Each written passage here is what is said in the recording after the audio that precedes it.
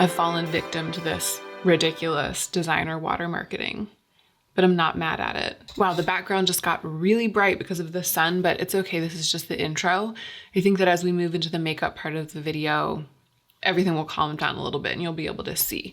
But it's all just inspo and I'll be talking through it anyway, so it's okay. We can be a little light and bright today. Y'all, I'm doing it. I am doing some makeup inspired by another person, by a makeup artist. So I recently got really inspired by Terry Barber, the makeup artist who I guess is like the creative director of MAC or something, and just has this incredible Instagram page. And he went through about a month and a half of just always wanting to do Terry Barber inspired makeup. And I loved that. I loved leaning into that in my real life and also on YouTube. And the same thing I think is about to happen again. I've been really inspired by the makeup of Bimini Boulash, who is a contestant on the current season of RuPaul's Drag Race UK. I'm not going to go on and on about Bimini or about Drag Race because when I watch YouTubers and they're like really obsessed with something that I don't watch, like a show or something, it can get a little bit trying. So I'm not here to try to convince you to watch Drag Race, although you definitely should. And I'm not here to try to explain every single thing about why Bimini is so incredibly compelling, although they are.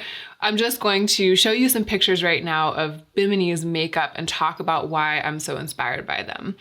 So Bimini does have this kind of like Barbie side, like, you know, really like silly drag queen, like giant boobs, pink side. It's not that side of Bimini that's really getting me going. It's this other thing that I see them doing over and over again, which is like a super pale, almost like powdered face without much contour other than the shaping, like the drag queen shaping. Not a lot of blush and actually not a lot of shine. Like the highlight all comes in just the contrast between light and dark. And that's pretty different for me. I like to have like a really, really shiny, fresh face and color on my cheeks. So that really bold overlined lip and then this like really, really gunky, really big, thick lashed eye and a super thin brow, which is also very different for me because I tend to go for a really big, fluffy, natural brow. So I've seen Bimini do this look a couple of times on Drag Race. I'm going to put up a picture of a recent look with like slicked back hair. This is from a couple weeks ago as I'm filming this. Also, their prehistoric bacteria look had this kind of base and then a bunch of other stuff about it that made it work for the runway look, the prehistoric bacteria look. But overall, the elements of the face were what I've described. And there are two other pictures up on Bimini's Instagram that both have this essential thing, like the powdered, structured face, the really overlined red lip, and the really thin brow, and the really kind of gunky black, super thick, spidery lashes on the eyes. So that's what I'm going to be doing. But my twist is that I want it to be relatively wearable for me. That's what I'm doing today. I think that as I come back and do more, I think I'm going to do more videos inspired by Bimini because I'm really, really into all of what I'm seeing. And I want to experiment with this kind of makeup in different iterations. And today what I want to do is take what I love about what Bimini is doing and put on a face that fits my platform and my reason for doing makeup. So it's going to be kind of like Bimini X Hannah Louise Poston today. I hope to circle back in the future and do a full-on, like putting myself into Bimini drag video, but I want to start with this more toned down version. So I already have some makeup on my face, obviously, but I did film myself putting this on and you'll see that footage. I didn't omit it. I'm not skipping it. My skin is in such bad shape right now that I didn't really feel like coming on camera and doing the intro just in my bare face today. So I went ahead and did part of it. And as soon as we move into the makeup part, the meat of the video, I'll show you that footage and I'll talk you through everything I did, and then we will do the rest of it. Wow, this is a really long introduction. I kind of jumped right into it, but we're kind of also still in the introduction. But I felt like I wanted to get all of the kind of background stuff about what I'm doing today and why out of the way here in the intro so that the meat of the video can just be the makeup. If this is your first time to my channel, I'm so glad that you clicked on this video. I'm Hannah. I love beautiful things. I love Bimini Boulash. I love RuPaul's Drag Race. And I try to use what I have. I do review new things from time to time. If you like makeup reviews, then you should subscribe to my channel for that as well. But you know, I also try to go back to using what I have over and over again. I try not to push new stuff all the time in a way that will cause people to feel like they want to overspend, because I'm not into overspending for me and I don't want to promote it here on my platform. So if that sounds good to you, and if you love makeup like I do, I hope that you'll subscribe. Let's go ahead and get into the meat of this video. First, I will talk you through what I've already done. So I started with a moisturized but bare face, and then I applied the VDL Lumilayer Primer, which I actually haven't been using much lately because I've been using really illuminating products. This is pretty illuminating, but I've been using like extremely illuminating products as primers basically. But today I wanted to give my bare skin some moisture and a little bit of shine, but I didn't want it to be like that super, super shiny base because I knew I was gonna end up with kind of a powdered, kind of a matte base. So I went in with this. It's a perfect all-around primer for me. And then I did something which I almost never do. If you watch me a lot, you'll know this. I actually used a foundation. But I didn't want it to end up too cakey because, again, I'm trying to make this wearable for me. I'm trying to make it like work with my general vibe. So I mixed the one foundation that I own, which is the Urban Decay Stay Naked in shade 10NN. This has the benefit for this look of being a foundation and also of being really pale. It actually does match my very, very pale body. So I mixed it with the Auric Glow Lust, which is actually too pink and too dark for me. So I think together, when I just go straight in with this Urban Decay, I look really like a ghost. Technically, it matches my neck, but it really does end up looking quite made up and unnatural on me. I feel like the two of these mixed together actually made a really good full coverage base for me. I applied that mixture in a couple of thin layers on my face. So first I just buffed in a really thin layer, kind of let that dry. Then I went back with another really thin layer just on the places where I felt like I needed more coverage. Then I kind of let that dry, and then I kind of went back again. And as I was going back, I didn't build up makeup on places where I didn't need it. So that's another way in which I kind of leaned into what works for me. I ended up with full coverage with foundation all over my face, but without it caking in the places where it kind of tends to cake, especially in places where I didn't need it. Like it could cake around the edges of my eyes because I've got crow's feet. I'm in my mid-30s after all. It could cake around like the crack in my nose, and I actually didn't even really put any foundation there because I didn't need to cover it. You know what I mean? I was strategic, but I put on more makeup on my face than I usually wear. So then I went in with some concealers. I used, my go-to concealer, the Makeup Forever Ultra HD, just to brighten underneath my eyes and in the high points in the center of my face. And I used the NARS Soft Matte Complete Concealer in Chantilly, which is my perfect shade for spot concealing to conceal the spots on the side of my face. I didn't get total coverage on those spots, but I knew that I would be able to go back again after powdering. I used this Givenchy Prism Libre powder, and I don't usually put this like all over my face like I did today. I concentrated it where I really needed to set that blemish coverage, but I also kind of swept it on the rest of my face. I know that I'm going to be using a powder cheek product today, and I don't need it to end up looking glowy because Bimini's looks don't look that glowy, like that glossy cheek. So I just kind of went with powder more than usual. I also used some of the foundation mix on my lids as a lid primer, and I swept a tiny bit of it into my brows. I'm not doing the full blank out the brows, draw on your own new brows today the way that Bimini does. I will do that if I do like a full face of Bimini drag in the future, but today I wanted to work with my natural brows. So I tried to sweep a little bit of the product into them to lighten them up ever so slightly, but I didn't go too hard with that because I don't want to be walking around for the rest of the day with like makeup literally in my brows where someone might look at me and be like, oh, you've got foundation in your brows.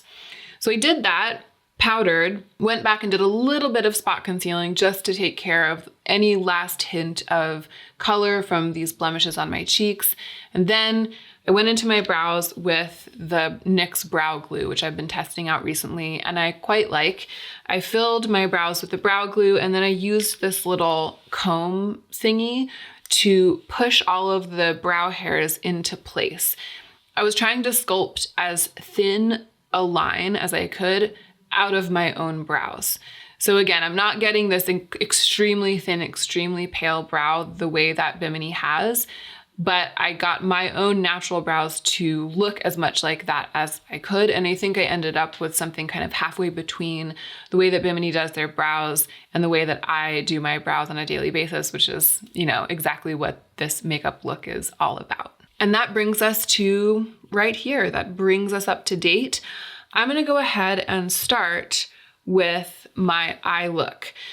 Now, I feel like for me today, the version of these looks that I'm trying to create on my face, it's gonna be all about that lip and the base, actually. It's all about the lip and the base. So I feel like this base that I did, really, really blanked out, kind of powdered, and pretty monotone, you know what I mean? Like I'm not gonna do too much sculpting, I'll do a little bit. I feel like that's actually one of the main two elements of this look. And it's one of the things that I did the most dramatically different from the way that I usually do it because I've been inspired by Bimini. And the other is going to be the big overlined red lip, which I'll do at the end. The other elements like the brows and the eyes, I feel like I can do a little bit less makeup, like a little less dramatic, like I did with my brows. I didn't really put anything. I did pencil a little bit to try to get it even, but I didn't do all that much. And I am actually going to try to keep it pretty wearable for me, like pretty light on the eyes.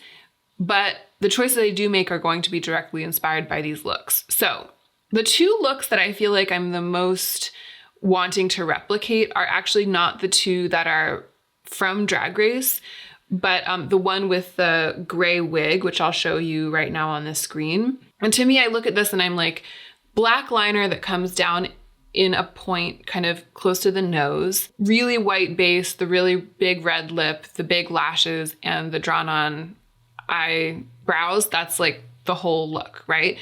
And then this other look, which is, I think it's a recreation of the look that Bimini did for the United King Dolls episode of Drag Race. Not quite as pale, but overall pretty much the same, right? Like all of the same elements. So those are the elements that I'm leaning into.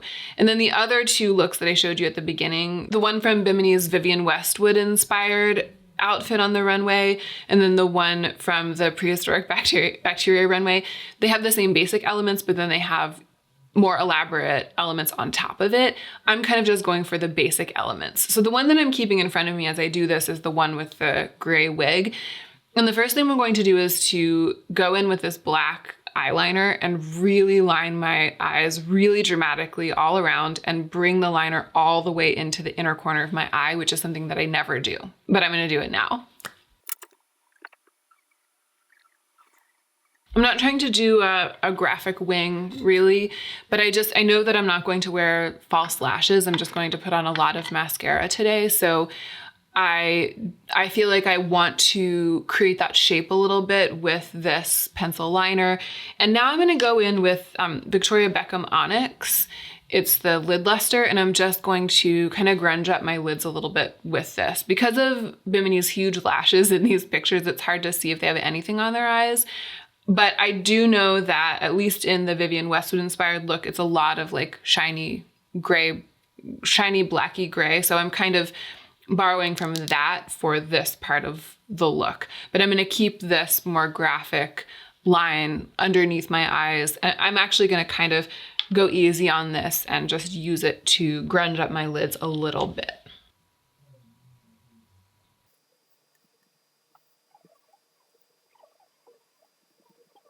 Well, I said I was gonna go easy on it, but that's just one fingerful spread across two lids. And I also got a little bit of fallout, which is, I guess, was kind of inevitable, but I guess I powdered, so maybe it'll, yeah, it's brushing off pretty easily. I might have to reapply some concealer after this, but that's okay. I'm gonna go ahead and buff out that shadow.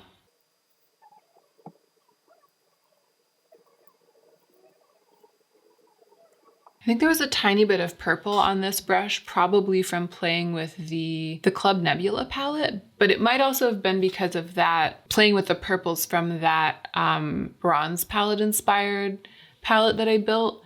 I think it was from Club Nebula, but I do like what it's done to the look. It's made it just ever so slightly less cool, this kind of gray. This shadow tends to want to blend out kind of gray. I think I will soften the edge of the liner just a little bit underneath my eyes. It looks like a pretty thin, sharp line in these inspiration images. And so I'm not going to do what I would ordinarily do, which would be to like buff it out and get a really grungy line under there. But I am just going to soften it a little bit. It still looks pretty graphic. It's making it look more polished to soften the edge a little bit. I feel like my eye shape doesn't lend itself very well to this like peak coming down in the inner corner. And that's why I don't tend to do this kind of thing very often.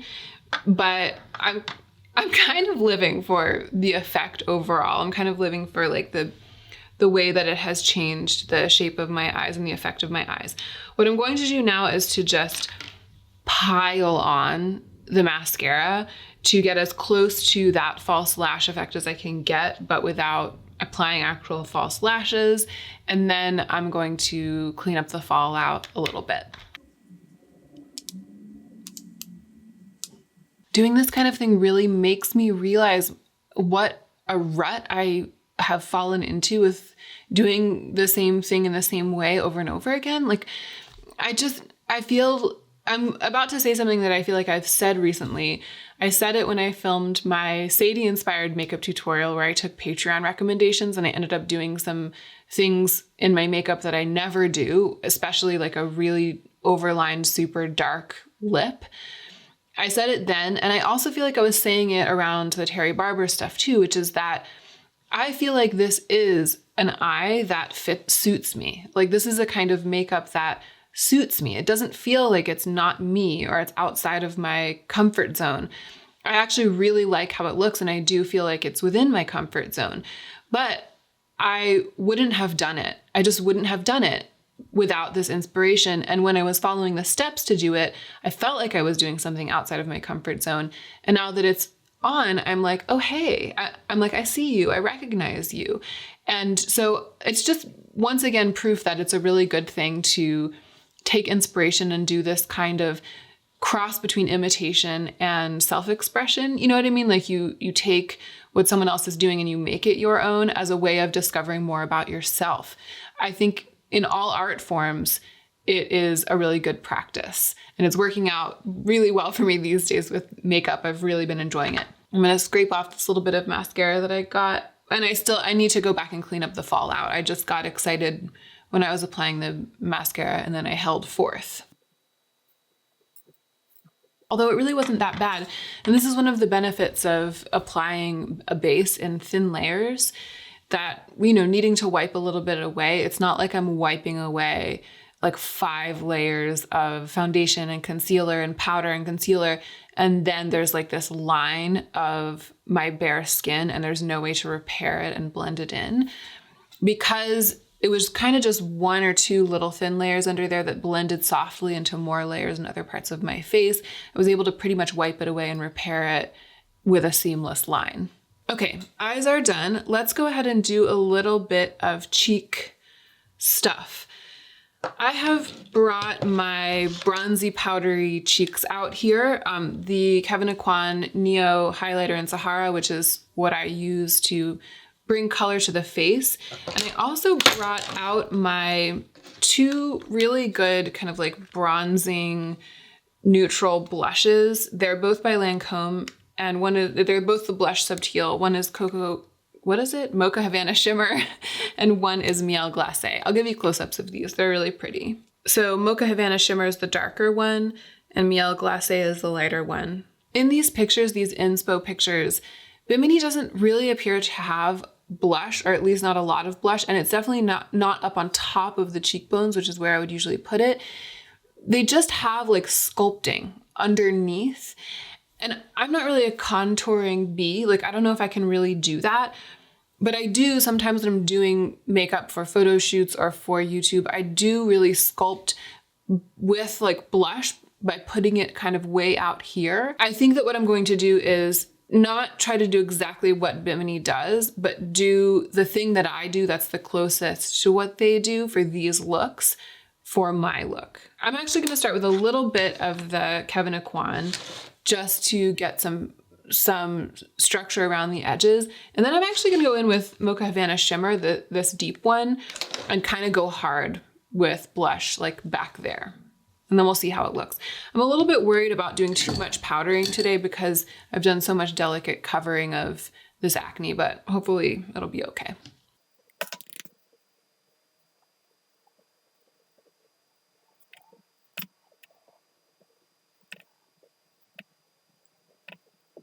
I feel worried that this is very quickly going to lose its kind of matte, powdered, pale look because I'm like bringing color back to my face. I feel like I need to start backing off, and I'm not even sure I want to go in with the blush. Maybe just a tiny bit. I'm just going to do a tiny bit with a small brush. Actually, yeah, it's helping. It's actually helping because it's kind of less like a rosy, healthy skin color and a little bit more of a kind of almost a contour color. And I'm placing it under the cheekbones. That's why it's helping. But I think that that's gonna pretty much have to be it. And I actually think I might even go back with the powder right now, like the Givenchy powder, and sort of just re-solidify the more matte, the vast matte planes of the face. That does it, I feel, for the face. I feel like I have put some structure there, but without giving too much of like a sense of blush, you know what I mean? Or too much of a sense of color. And that means it's time for the moment that we've all been waiting for, at least that I've been waiting for, this lip. So I'm going to go ahead and overline with this Charlotte Tilbury Lip Cheat in Savage Rose. And then I think I'm gonna fill it in to begin with the Rum and, what is this called? Velvet, I don't know what it's called. It's the Rum and Velvet Lip Paint product thingy. And it's in the color Anne Shirley. It's from the Anne of Green Gables collection. I think it's called Velvet Zero Lip Tint or something like that. I'll link it below.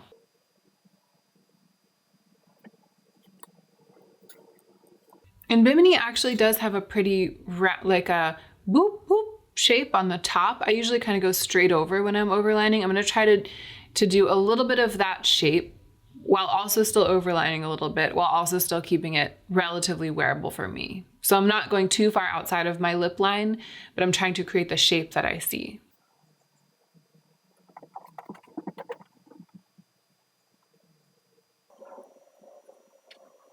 It's such a pretty color of red. It's tough to get a thing like this perfect. I'm just gonna stop there. It's also kind of hard once you've been in it to assess whether or not you've done even a decent job, but you know, it's all right. This is what we've got. We're stopping here. And that is pretty much it. This is my Bimini, I would say like my natural Bimini, my everyday Bimini.